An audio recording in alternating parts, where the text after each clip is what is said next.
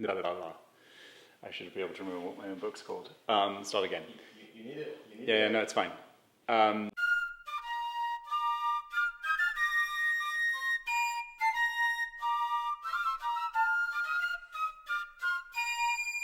name is Andrew Gumbel. I'm a journalist and the author of Down for the Count, Dirty Elections and the Rotten History of Democracy in America. The United States is unique among the developed democracies of the world in its inability to have a transparent and fair electoral system. And there are a number of historical reasons for that. The main one is the prevalence of the two major parties, the Democrats and the Republicans, that have managed to control the process to the exclusion of any kind of bipartisan or non-partisan body that would set standards, establish rules, and so on and so forth. The other particularity of the United States is that they have very frequent elections for a lot of offices, and most of them are at state or local level, and the management of elections happens at the county level for the most part, occasionally at the state level, which means that there is just a huge profusion of different electoral systems across the country with widely varying degrees of competence and effective management. So in some places they have very well-run elections, in other places you have a reputation for corruption, incompetence, and more.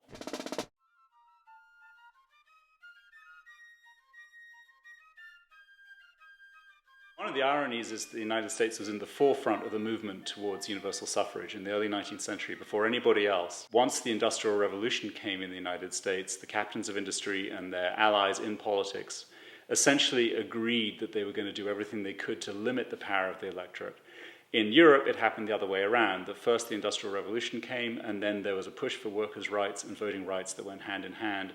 You had the development of parties of labor, fundamentally, which were counterbalanced against the parties of business. In the United States, there was a big reversal, and it was not helped also by the racial politics of the South, which meant that there was a systematic attempt to suppress the votes of African Americans and other minorities. And that's a legacy also that we live with to this day in different forms. Yes, absolutely.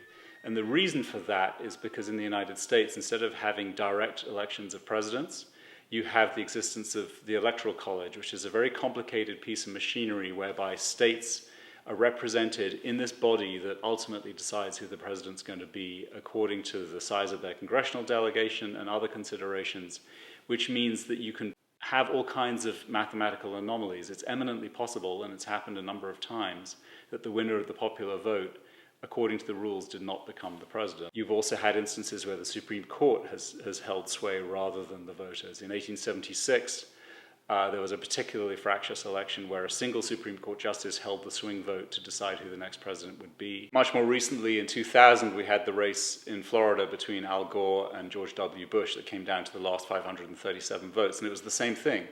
Instead of counting the votes fairly and transparently, the Supreme Court intervened and decided that they were going to halt the count where it was and allow George W. Bush to be declared the winner.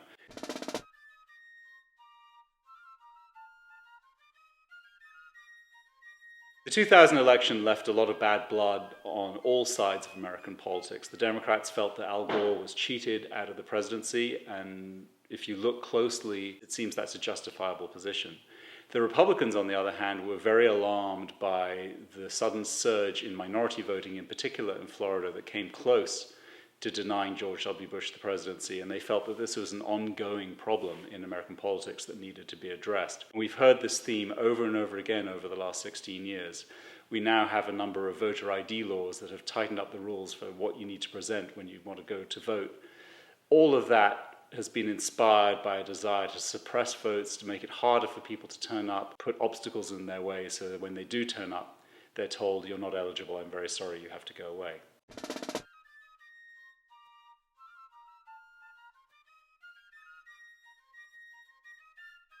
There's a perception, and it's mostly true, it's not 100% true, that if turnout is low, it helps the Republican Party, and if turnout is high, it helps the Democratic Party. That's because in their modern incarnations, the Republicans have tended not to attract minority voters, Latinos, African Americans, women even, whereas the Democrats have much more appeal with those groups and with poorer Americans in general. Turnout tends to be very bad, especially at the lower end of the socioeconomic scale, but where it exists, it tends to favor the Democrats. There should be some kind of bipartisan or nonpartisan body that just makes voter access an automatic thing that makes anybody who wants to vote, gives them the opportunity to vote easily and quickly. That's not the world that we live in the United States, unfortunately. The two parties are in charge.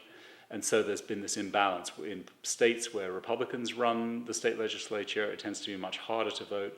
And in states where the Democrats run the state legislature, it tends to be easier. A dog whistle is a coded appeal to racism. And it's something that's existed in American politics for a very long time. It goes back to the legacy of slavery and what happened after the Civil War when the emancipation of the slaves meant that there were large numbers of potential minority voters, especially in southern states. In the most recent election cycles, we've seen talk of immigration as a way of demonizing minority voters. When you hear people talk about real Americans versus the kinds of Americans who turn out to vote, or you hear Republicans spreading scare stories about busloads of immigrants coming across the border from Mexico to cast votes without any real evidence to back that up, those are dog whistles that are intended to cast doubt and suspicion on the very process of democratic voting.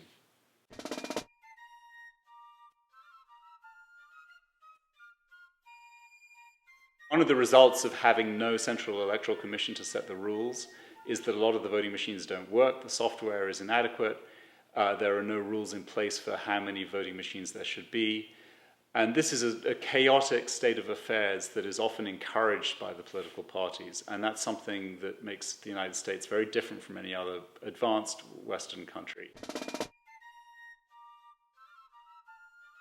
It's relatively easy to draw up a list of reforms that you could pass in order to make the US electoral system work much, much better. The problem is there's no political will to enact those things. The reason why there's no political will, number one, there is an aversion deep down in American politics to having centralized control over policy or administrative areas that have previously been controlled by the states or by local authorities. So that's one aversion. Another one is that the two parties who run everything in Washington don't want to change the system because in places where they're in control, it suits them to have the dysfunctional system, and in places where they're not in control, they want to be able to fight the other side, and there's no real way past that. There was an attempt in the early 2000s to create a central electoral commission, but it was given no political power, no real teeth, and within a year or two, Congress was calling for its abolition. So we have a very frustrating 2 steps forward, 3 steps back type of situation where there are attempts to have voting reforms, and then you have tremendous institutional resistance.